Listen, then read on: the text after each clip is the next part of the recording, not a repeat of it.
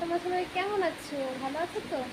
আর এই দেখো আজকে বৃহস্পতিবার না, দেখাতে কি সুন্দর করে ঠাকুর পুজো করেছে। এই দেখো গোপাল, দেখেছো? ওই যে গোপাল বাবা বসে যাচ্ছে, দেখো কি সুন্দর লাগছে না দেখতে। আর জানো তো আমাদের এখানে না কাল থেকে বৃষ্টি হচ্ছে।